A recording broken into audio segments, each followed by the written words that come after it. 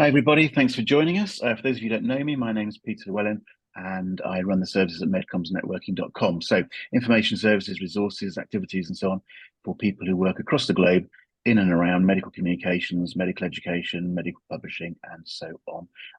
You'll find lots of activities and information at MedCommsNetworking.com, but also have a look at the associated website. So we do lots of webinars, all of which are recorded and put on NetworkPharma TV, along with a lot of other video content. And a shout out to those of you wanting to get into the business, maybe as a medical writer or account manager, whatever. We've got a resource for you over at firstmedcommsjob.com. So have a look around. One of the great things about these webinars and this technology now is we can bring people in from all over the world. We've got another big international audience again today. But the idea of the webinars is to bring people in, specialists in from across the business, talking about topics of interest.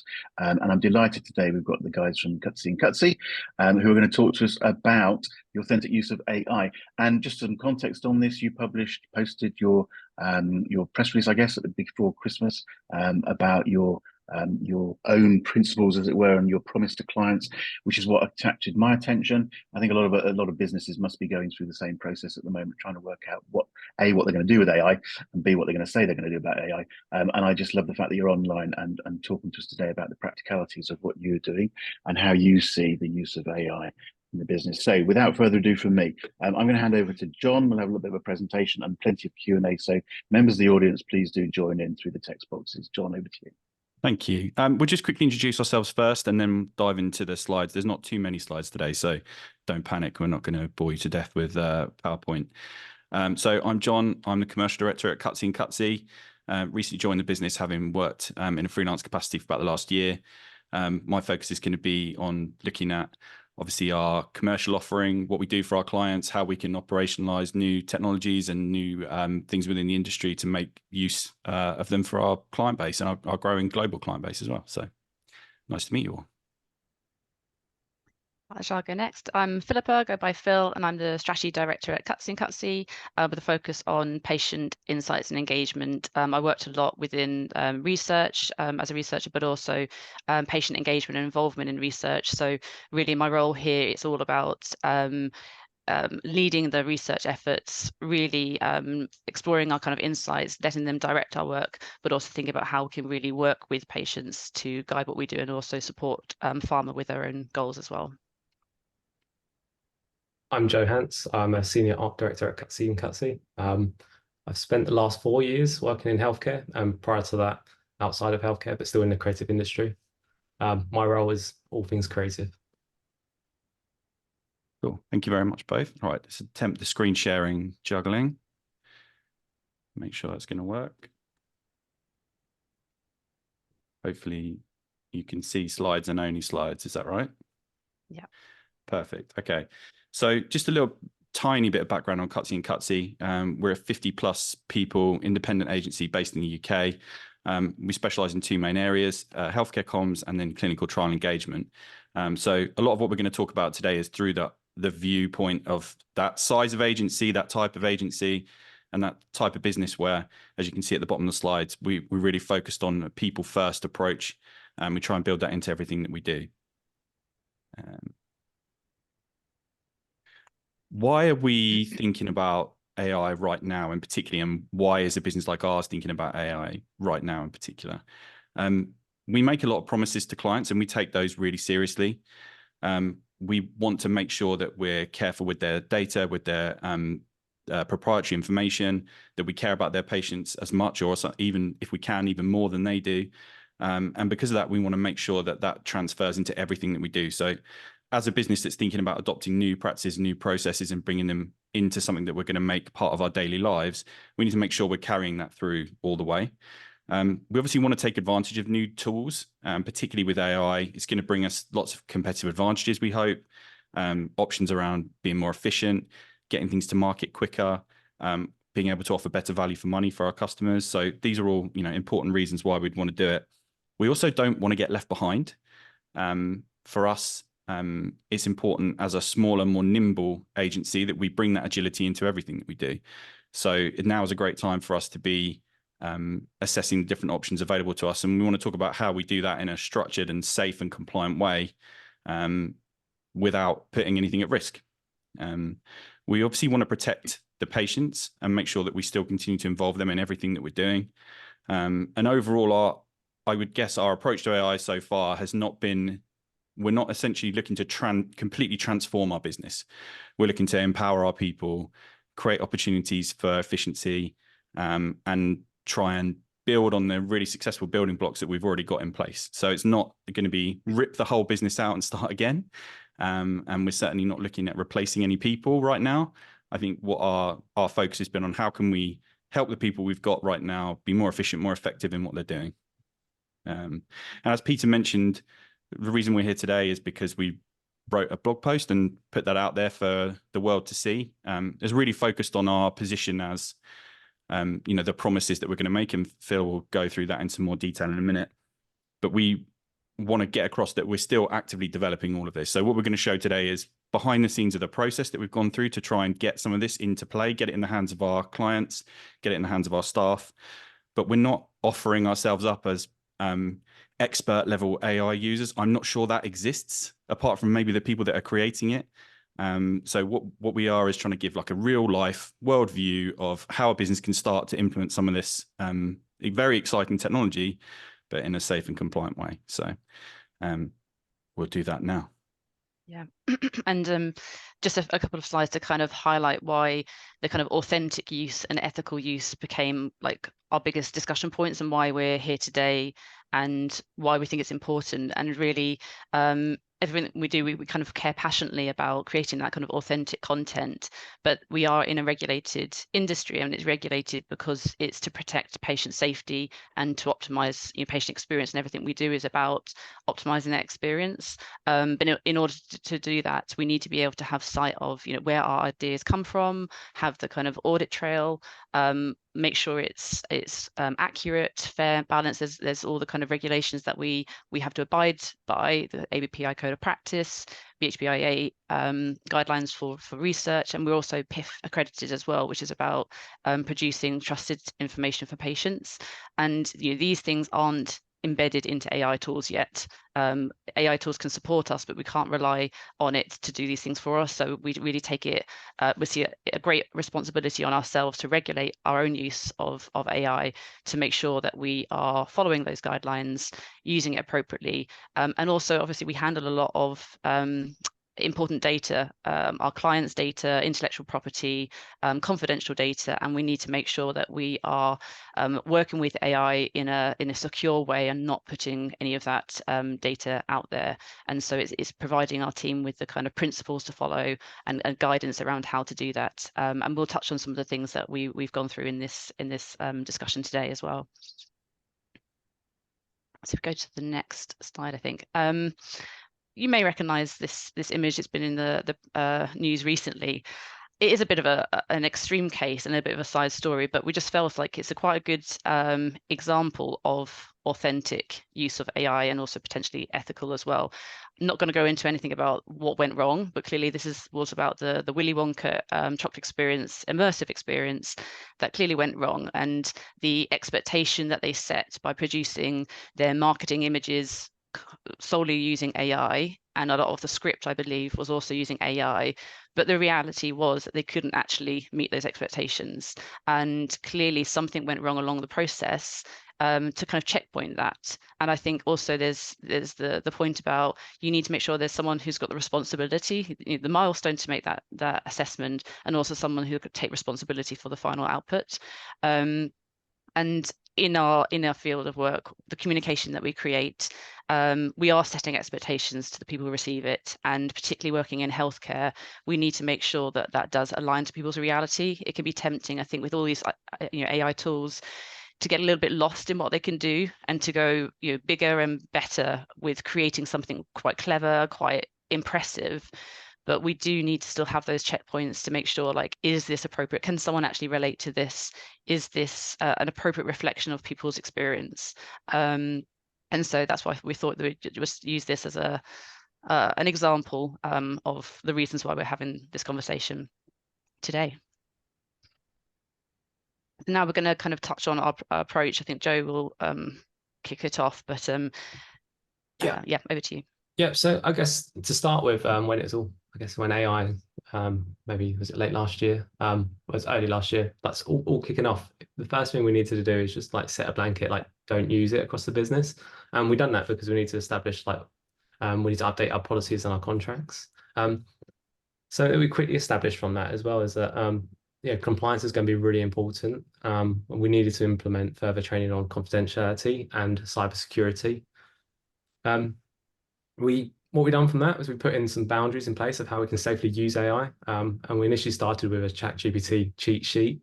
And what this done is it allowed sort of members of staff to sort of use it, but also set out the do's and don'ts. From then, we went on to sort of creating an AI working group. We established a working group of people that are passionate about the potential of generative AI. But that covered representatives from across the business. So we had all areas covered. Yeah, and then after that, once we kind of gave that initial signal to the team that they could start to use these tools within the remit of those kind of boundaries that we set, we were also getting a lot of our clients asking what our position on AI was, and actually that was the reason that we put out the blog that Peter mentioned, why we put out what our promises were, because we thought like there's, you know, we're transparent, we've got nothing to hide, and I think it's important that we do openly talk about those principles and promises that we are going to follow, because it's also what our team internally need to know about that kind of guidance about what we expect of people of their use of AI. So we did put out that blog. They've now been turned into kind of 5 key internal promises, and those are kind of guiding our work. We realized that while with ChatGPT we put out a cheat sheet, in a way, we can't put a cheat sheet out for every single tool. We don't want to be so prescriptive and decide what tool everyone can use or not. So that's why we gave the kind of core principles to give people flexibility about which tools they can use. And the next step after kind of releasing those promises was basically now putting into place these AI champions. So these are people more kind of on the ground who represent each of the departments and different roles. And that it's going to be their role to start kind of scouting out all the tools that are potentially relevant for their department. We've got an AI catalog, which is basically a massive Excel sheet with all the tools out there, way beyond ChatGPT, you know, Research Rabbit, Quillbot, and so on. So beyond just research ones, but also creative image generation, writing, editing tools, and it'll be their task to kind of start to trial those within the remit of those promises and principles. And we'll update the catalog to say, you know, to share with people, you know, the best uses that we found, the guidance that's out there, and then obviously in turn from that start to kind of share that best practice and guidance so that we can kind of train up those who are maybe less familiar with the tools, less confident. And that way it's not the kind of, let's say, the high level working group who are doing all of that. We haven't got that remit or capacity, and we're putting it and bringing the whole company on board with that kind of journey and involvement. As a step beyond kind of that catalog and champion work, we've actually just released and got the responses back from an internal AI survey. And the purpose of that was to kind of gather people's general awareness of generative AI. You know, do they know what it means? Could they explain what it meant? How confident would they feel learning or using an AI tool by themselves without guidance beyond the promises? And then also just, you know, we understand that some people are very kind of active, proactive within this space and are already using tools. So we wanted to kind of learn from them. What tools have we not got on our catalogue that we can add? Which tools would you recommend? And then also we thought it's important to capture people's any questions that they have or concerns about the way that we're navigating this process and embedding it within the company. So we'll share a little bit on some of the responses from that survey in a little bit, but that is where we're at now. And the next steps will start to be kind of laying out that roadmap, having a sort of, let's say, a formal structure. We're kind of sort of talking about sprints where we identify, let's say, strategic areas of the business that may be very time-consuming tasks that we could kind of enroll AI tools within to support. But we're going to also allow that kind of ad hoc, spontaneous, ongoing use, because it is a kind of fine balance. Like we need to kind of keep track of how everyone is using these tools within the company, but without kind of putting this fear factor. We want to grow people's confidence. We want them to feel like they are allowed to use these tools and to trial them, but at the same time, we can't let it kind of run away from us.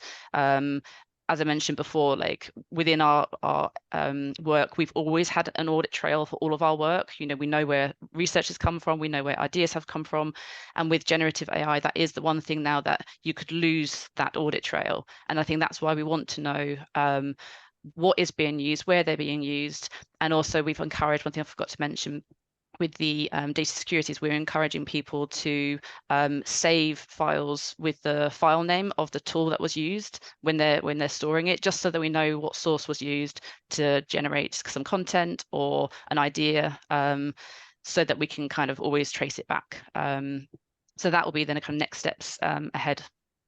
Yeah, ultimately that end piece, the bit we've got to do next, is the same as bringing any other new piece of software into an established business. Like, we wouldn't just suddenly wake up one day and start using it just because it's very exciting and there's lots of fun webinars like this that you can come and listen to other people talking about their experience of doing it. You wouldn't implement a brand new piece of finance software, for example, overnight. It's the same idea with this. You know, apply that same rigor, go and test things, bring that back to the business, get feedback, and then start rolling it out into live client projects. So same principles apply, of just doing things sensibly and safely. Yeah. And I think also we understand that there are a lot of tools out there, and a lot of time the free versions are limited, and yet we can't buy premium accounts for every single tool. So I think that's also why we realized we're going to have to find maybe the best tool for, you know, research purposes, and best tool for image generation, so that we can kind of keep it quite selective, just for, again, the management of putting it into practice. Yeah, gives us an opportunity to get good at using them as well. If we spread ourselves too thinly, then it's not going to help. Yeah. So then this basically outlines our promises that we've put out within our blog, but also now using internally. The robust processes and governance are the things that kind of talked about already. You know, we have the AI working group providing that overall steer and guidance, checking the relevance and ethical use of what we do. But then we've got the champions on the ground, really kind of scoring out and exploring the different tools. The secure IP and data handling, that's why we implemented the kind of confidentiality training. We've done cybersecurity training.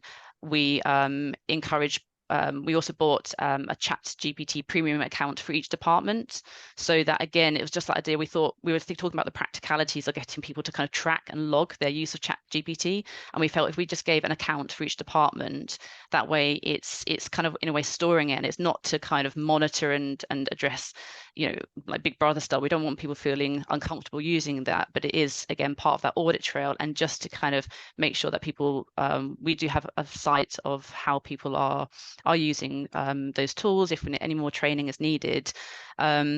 And also, one thing we've said with things like ChatGPT that are kind of more of the open platform is, obviously, you don't put any confidential information out there. If it's not in the public domain, we don't put it out there.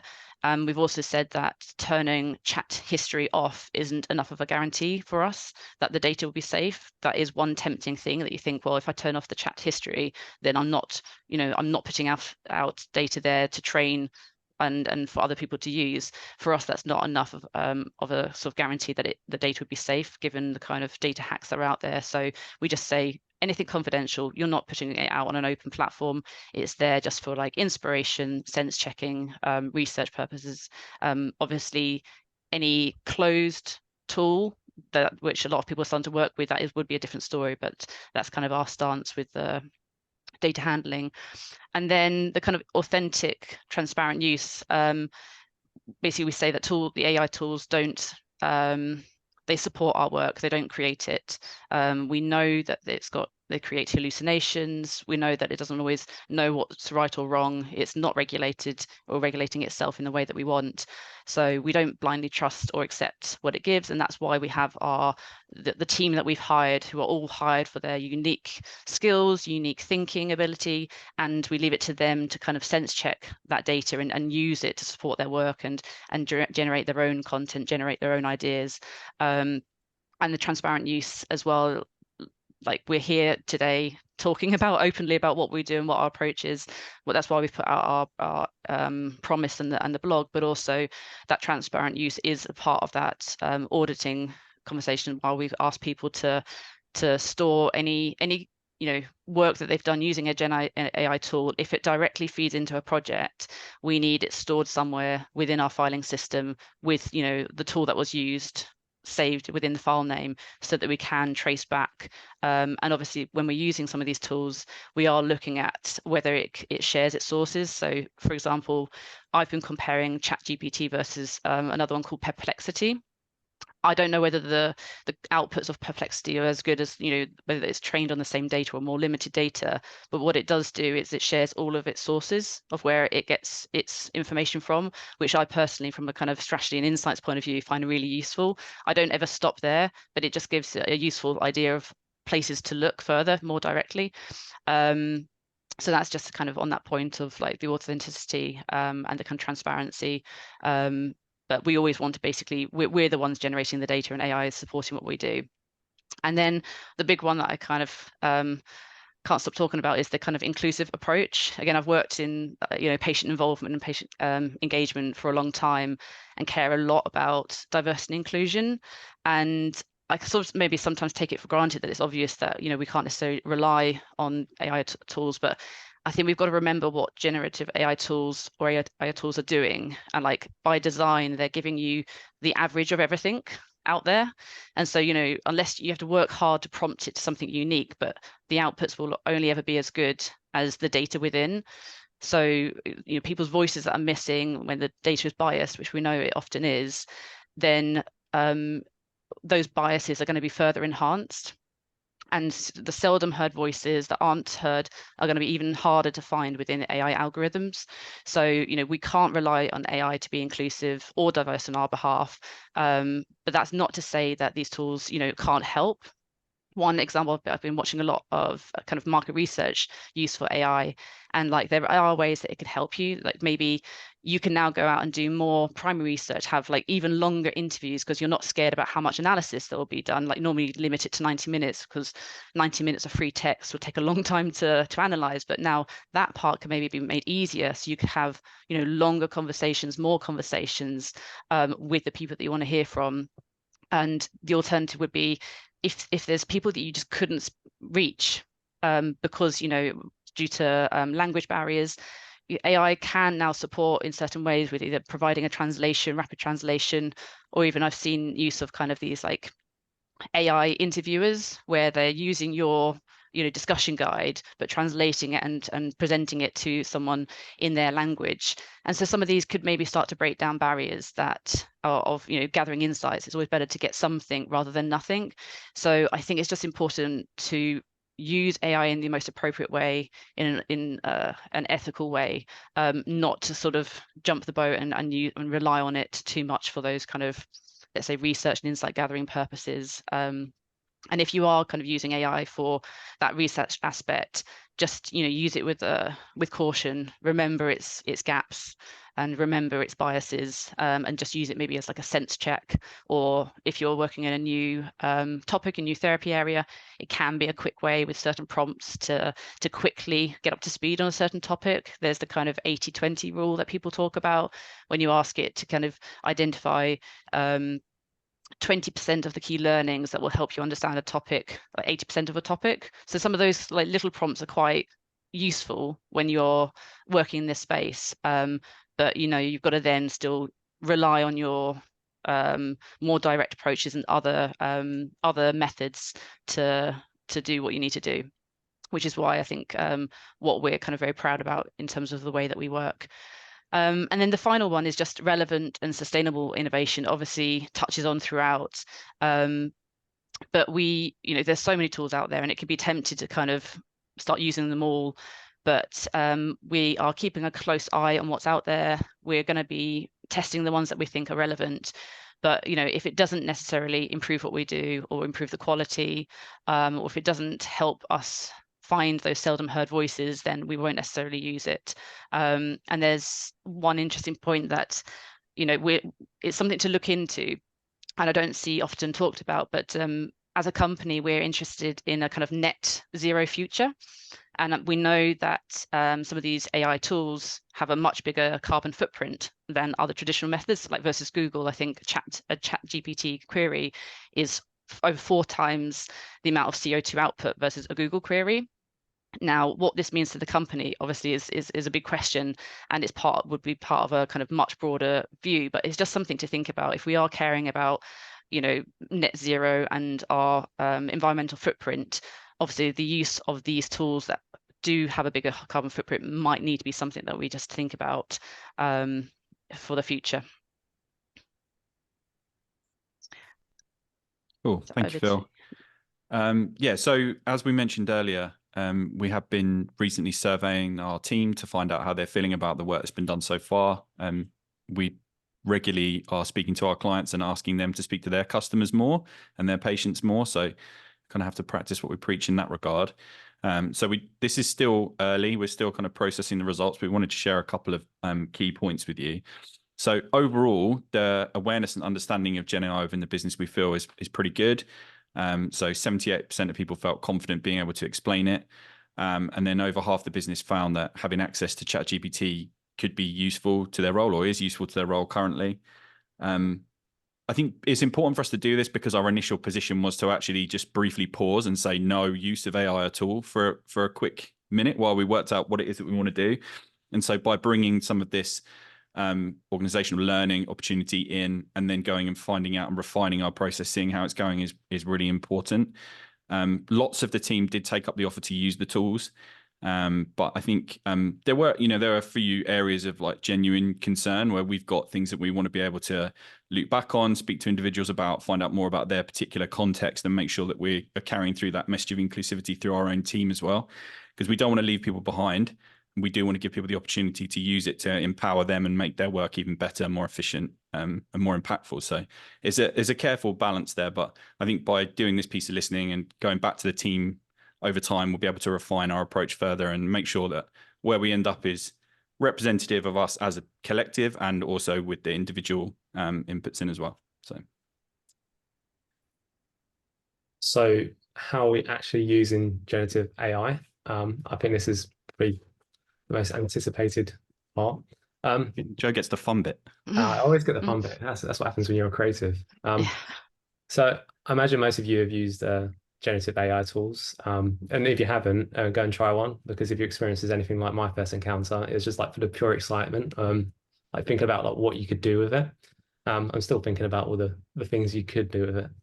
But for those of you that have used generative AI, I suspect many of you are using it in the same way as that we are at Cuttsy. So on the screen is, I guess, not an extensive list, but I'm just going to give you a couple of examples. So we've all used Google. So with ideation, we've all used Google to help explore thoughts and ideas. But we can also use this natural language search through tools like ChatGPT, like we mentioned, to help explore and expand on thoughts and ideas. And I guess sometimes we have frustrations as well, that it comes back and gives you like, it gives you things that you don't expect. But in some ways that's actually quite good because it can get you to think differently. Speed up the manual process in UX design. So use it for documenting tiny variations in user stories, building test scripts and checking sort of outcomes and complex user flows. You've probably used it like this as well. So summarizing complex data, we used these tools to simplify long data sets. And another, I guess, really interesting one for me. So used to speed up and elevate sort of visual concepts in. So when it comes to like image generation, where we would usually work with sketches. So creating a concept, we may start with a sketch. We can now use tools like OpenAI's DALL-E image generator, and we can create visuals.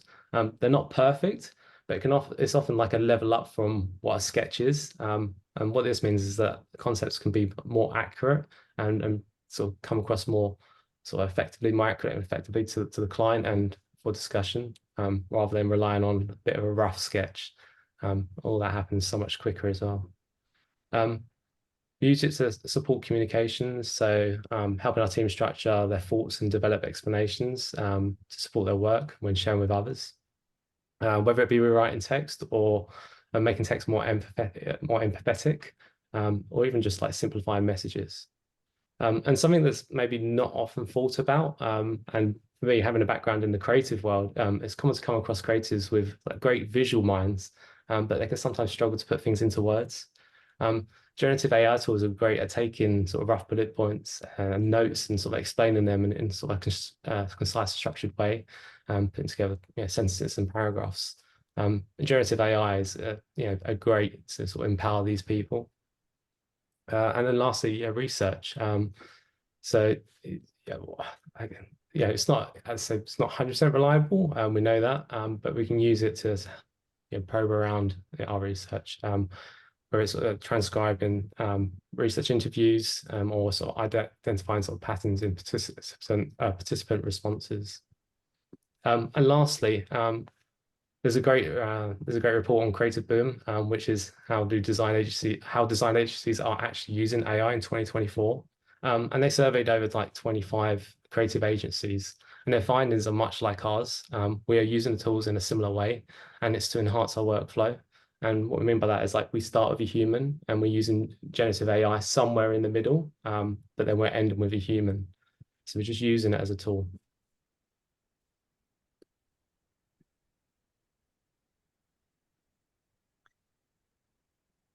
I think the last slide is just to, as a summary, really taking it all together.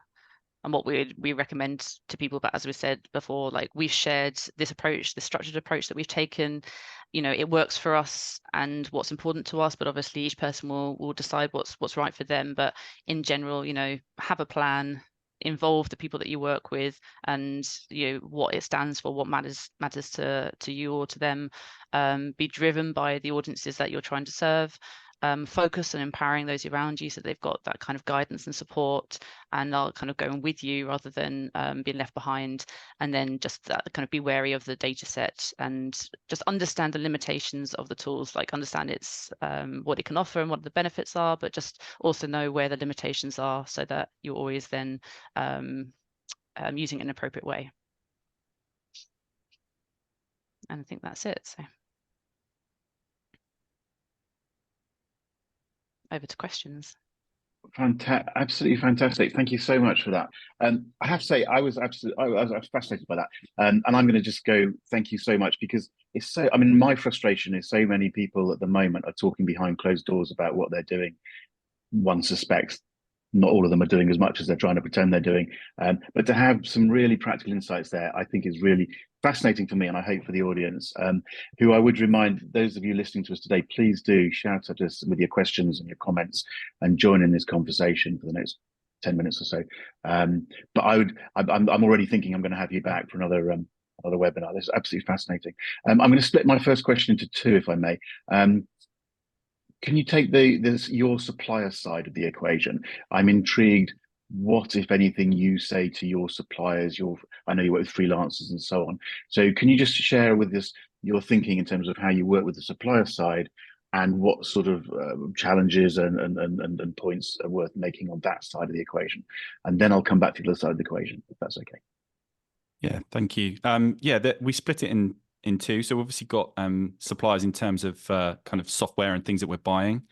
Obviously at that point, we're very interested in what their terms and conditions are, understanding what they do with the data, making sure, as we said before, like as we would with any SaaS product, we want to make sure that the terms that they're asking you to agree to are acceptable and that you feel comfortable with what they're doing with storing the data, where it's going, and what they do with it in terms of processing, and if there's any reuse that they're going to do with it. For freelancers and contractors, we've got a trusted group of regular freelancers and contractors we work with that I was very recently one of. And it's a very straightforward process that we have for them. This, a while ago, they added a bit of extra wording to the contracts, and it basically just says, don't use any AI stuff without agreeing it in advance with the business and making sure that we're all comfortable with the tools that have been selected and used. And I think the way that we work with freelance and contractors is very integrated. Like I never felt like I didn't work at Cuttsy+Cuttsy. I felt very sort of bought into the overall message and the ethos of the company. So it's not like we've got people that are out running little renegade projects on their own. They're always part of a bigger group, and so the oversight is there, and it's quite easy to be very transparent in that way. So yeah, we obviously have contractual wording there to back us up, but it's never kind of raised its ugly head as an issue because we got in front of it early. So Sounds great. Are you actually providing any sort of training directly to people? I mean, one of the big problems for freelancers is they can feel, particularly at the moment, they're just being sort of left out of the loop. And it's great that you're sort of working with them and provide some guidance. But are you actually proactively helping guide them or even train them? Yeah, it's part of our onboarding that they get the same. You know, if you're going to be using Cuttsy systems, you get the same onboarding that anyone else would get when you use the system. So it's part of that overall package. Oh, okay, that's great. Okay. Yeah, I think it would be a mistake to kind of put AI off on its own thing on a little island. Right. It's just part of our tool set. So I think although it's an evolving part of our tool set, we're still trying to just build it into our normal everyday processes and make it just part of what we do as a business, rather than having it as like a special thing that's off to one side, either unregulated or very over-regulated. We're just trying to build it into everything that we do. So with that in mind, like trying to keep it as, as integrated as possible. Okay, and that all sounds great. I mean, maybe we'll come back to this, but I would just say at this point, my comment on that is it is a little bit different though, because there's so many goddamn tools and so much, frankly, confusion, let alone just different terminology and so on going on. I think that's what makes it different. But let's maybe come back to that. I'd like to switch to the other side, the client, your client side. I think what you said, and I think Phil, you said it, you effectively published your blog in December as a result of clients asking the questions. But just give me a sense from the client side, what the pressures are, what the guidance is, if there's any guidance, what the guide rails are, if there are any guide rails. Just talk a little bit about that side of it. What's happening from that side to influence what you're doing? Do you see what I mean? It's been limited. Oh, sorry. Do you want to I was looking at Phil I was there, going to say, John, maybe go for it, actually, because oh, okay, sorry, yeah. I could, but I think you've been part of some recent conversations around AI more recently. It's becoming more frequently mentioned in the briefing process. Right. We're yet to be given a live project where it's mandated its use. So where we're at right now is we're in a space where we're making proactive suggestions to clients and saying, this is something that we could use. How do you feel about that? I would imagine, and this is something that when we were talking about the prep for this, that we got into a little bit of a debate on, is that at some point we envisage a future where it's probably going to start appearing in some MSAs. As yet, it's not, as far as I can find. But I would imagine once things become a bit more established, we will see the kind of paperwork side of it catch up, and we'll be asked to, I would imagine it'll be similar to using any other software, and we'll be asked, is it safe? Is it secure? What are you doing to make sure it is? What are you training people with? Those kind of very straightforward questions, and we just want to get ahead of that and be ready to answer them. So one thing I might add to that is I suspect there'll be obviously some nominated people within these pharma companies who they know everything about AI and are very hot on it. But then I think there's the rest of the hundreds of people who are employed who maybe, they're also not as supported or understand the implications. And perhaps actually, we also have a role that we can help support pharma and part of that training maybe we also need to offer to our clients, because I think I went to a conference last year already very aware of not being, not putting confidential data out there, and the fact that in how you use tools you are doing that. But I think basically a communication agency offered up a service to sort of run like a working title, working image through an AI tool, and we're offering up sort of like bidding it in a way to a lot of pharma clients, and like they were like, yeah, me, and I was like, God, don't do that, because you're basically giving away, your intellectual property. And I think sometimes maybe there's not that awareness of actually what you're doing.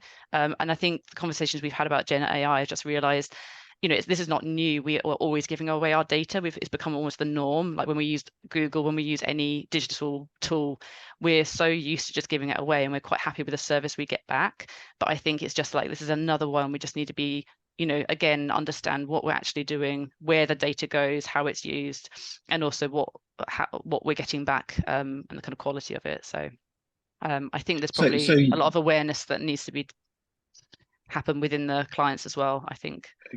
Okay, so in essence, what you're saying is a very open dialogue with your clients. They're not giving you very much direction, frankly. They're interested in what you can do, and presumably, and you're saying you're very transparent with what you are doing. So a question came in, I think it was Nicola was asking, just opinion on it. What do you disclose about the use of approved AI tools with your clients in the final materials? So, I mean, again, just gives us this sense, you've had this open discussion. but how specific are you being? You know, here is X, and we've done this, this, and this, and this sort of thing. Do you understand what I mean? I think, yeah, I don't know whether, I don't know if this is the one about, you know, I think the question was also like final materials excluding publications and things. Yeah, It's almost to the point that I don't know whether, you know, if asked which tools we're using, we can say which tools we are. But in terms of needing to disclose how it was used, we're not, I don't think, disclosing the tools per se, because I think it's almost like you wouldn't disclose every single part of a process, because we're not relying on the tools to, if we generated an image from from an AI tool and that was what we submitted, absolutely, I think we would. And if there was a source that for some reason only came with Gen AI and we didn't know where it was, but I think we'd always identify the original source of something, or, you know, we would be the ones who created it. And as yet, we've not, I mean, Joe, maybe you might comment on the kind of creative image generation, like that might maybe relate more to that. But yeah, there's definitely been instances where we've created images for concepting. So we're in the middle of that process to get into the final artwork, where we've presented to the client and we've sort of mentioned this is created by AI, partly because it's cool. It is cool. But it's just good to know that it's not, you know, it's never 100% right. Yeah, we may be 90% right on that image. And what we would do then is take it and recreate that, but make it how we want it, you know, exactly. I mean, I get this, and Phil, I get what you're saying, but it does intrigue me. And publications is an interesting area where, you know, there are some demands for transparency. You know, you tell us what's, and part of my argument with people sometimes is, well, why? You know, basically, just why? You know, you don't list out spell checking and all the rest of it, sort of thing. yeah. But there is a different sort of discussion around AI tools. That depends quite what you mean by AI tools, but there is a different discussion around this that you can get into, where people are going, well, you know, I want to know exactly what you've done, if it's anything to do with AI, and there's discussion around whether there are AI checkers that are actually any good, and there are stories about people and certainly individuals I've seen where they've gone, I've just been accused of generating this out of AI, and I'm not being paid as a result. Those sorts of discussions, it's quite a complicated and quite a hairy sort of area to get into. But that's what I'm sort of getting at. Is what? Okay, so but what you're saying is you're not really getting into it. Am I understanding you correctly? It will evolve, but I think what our position on it is what we're doing right now is the AI work is in the middle of a bigger process. So it's just one small component of it that we're using to either accelerate, make more efficient, help us get a wider range of sources. Some enabling technology is how we're kind of positioned to use it. So because of that, there's still a lot of human steps and transformation that occurs to that work after that point. So AI is not the last thing to touch anything that we're doing. And I think because of that, it does provide a little bit of separation and a buffer there from that particular issue. I'm sure that will evolve over time as people get more confident, it gets more integrated, more streamlined. We probably do need to go and look at having a more formal position on what that is right now. But I would say our position at the moment is it's still not you know, it's never the final step. Like Phil was saying, you know, she would never trust it 100%. She'll use it to maybe speed something up, but still then go and validate everything individually. I think it's like how much it was involved in the process. If it was a large part of it, then I think you definitely, and if it generated most of the content, I think, you know, that's where you need to have those discussions. For my work, it's such a small step. Like you say, it's the same step as the spell check or an initial inspiration that you don't ever share, you know, say any of that. And if we can sort of demonstrate that it was done ethically and authentically, you know, and we can say what tools we use, but I don't think for certain things there's that need. But obviously, as things evolve and as things become more of a normal process or a bigger part of a process, then, you know, I can see how those conversations will become more relevant. Yeah, I think just that. I mean, what intrigues me about these discussions is I agree with everything you're saying. I just see other people coming at it from a very different point of view, and I just wonder what that means in practice. Sorry, Joe, I didn't mean to cut across you there. Sorry. That's okay. I was just going to say, just to add to that, like I think a big part of that Cuttsy+Cuttsy, we're so people focused and people centric, and you know, you probably found yourself from using AI, like sometimes it can feel a bit dull and a bit sort of creative less and a bit personality less. But yeah, we are the start and we are the end of that process, so we do have that human element to it, and those human nuances are what make the work so good, and they make the communications connect. So we can't just rely on just using that tool as the output. So I don't think we found ourselves in that situation because of that. Okay, we're gonna run out of time. I knew we were going to run out of time, which is why I might, I want to bring you back or something. I don't know. I think this is absolutely fascinating. Let's just cover off a couple of other grounds. I'm interested about the training sort of in-house, and your survey and the sort of responses you got, but also just practically speaking, the training and what, I guess, can you just give us some sort of a sense of a bit more of what you're doing in-house to actually train people? And it does intrigue me. So I'm now asking two questions. The majority of people you're saying are comfortable, but there must be people who are actually not comfortable. So sorry, that is now two questions, but can you deal with them both? Yeah. Sorry, Phil. Yeah, I think they're sort of linked, aren't they? That's why yeah, from the survey it was quite clear there's like, maybe 2/3 of people who they're quite comfortable, they're quite confident, they're already using it and understand where those limits lie with the, how to do it ethically, how to do it authentically. But then there was like at least I think 1 in 5 people really said they don't feel confident using it by themselves. They want, even though we've said don't put anything confidential out there, which is very like broad statement, I think they need more like how to, like a working example. So I think the next steps will be more little how to case studies, really specific for some of the roles. Like the champions are obviously scoping out some useful, best cases, clever little ways that they could use it within our, principles, and then they will then share that within their department, like kind of almost like working sessions. We'll kind of turn them into how to, so that they share what they've learned, what they've trialed, and to a kind of, here's a really good, neat way to do X. And we'll do that, identifying the different uses and who it's relevant for, and do something really practical and directive in a way, a kind of almost instructional on how to do something, breaking it down to kind of different components that would be relevant for roles. And just to comment on one thing from the survey that I thought was really interesting, and about how people are interpreting what these tools can offer. So someone said, there weren't very many, but only like a couple of people said they don't find ChatGPT or generative AI tools useful, and they don't want to learn more because their role isn't generative. And so they don't have a need for it. And I was like, really interesting that they really took it so specific. And actually, I don't see that, me personally, for my role, I don't see it for its generative ability. That's the bit I'm cautious about. And I don't really want it to generate anything for me, but it's, inspiring and supporting, sense checking, a little bit of a prompt. And then I kind of leave it there and go off and do my normal thing. But it's supportive. It's like sort of supportive intelligence is how I see it. And actually that could be useful for anybody. So I think we do need to kind of communicate that more clearly and really put some kind of practical guidance, like how-tos for different people who, they're not maybe in a creative role or a writing role, and it's more like an internal role perhaps. It was the survey was anonymous, so we don't obviously know exactly, but there are a few people who really don't feel comfortable, and we need to support them, because I think these tools probably can help everybody in some way. It's just finding what's relevant. Anyone on that point? Has anyone got a comment?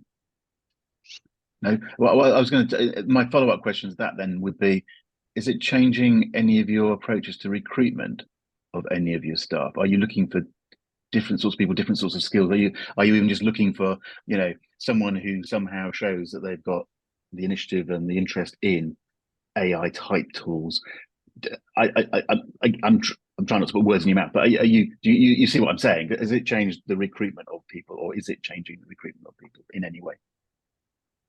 Anybody who's, it looks like. Well, I haven't started recruiting yet. So I was going to say, I'm looking at Phil again. Sorry. Yeah, I actually don't know, but I suspect we might start to explore, but I don't think we would say it. We're not currently looking for someone who's a specialist in AI, I don't think, or particularly,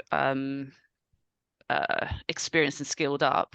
We might, explore people's views on it, but I don't think it would be a kind of a recruiting factor, let's say. Wherever anyone is, if it's not quite aligned, we would explain where we're at, and I'm hoping there'll be other things that they're bringing that we'd be deciding whether to recruit them on or not. And in general, we do bring on people from really diverse backgrounds. It's not that people don't often come from kind of traditional routes into communication, and so I think often they're bringing something really unique, which is why we do rely on our team so much, and why we're not necessarily concerned that AI is going to replace all of us, because we each offer something different. So obviously I haven't yet been part of sort of recruiting conversations a link to that, it'd be interesting. We can always ask internally, but I think that's probably where we're at.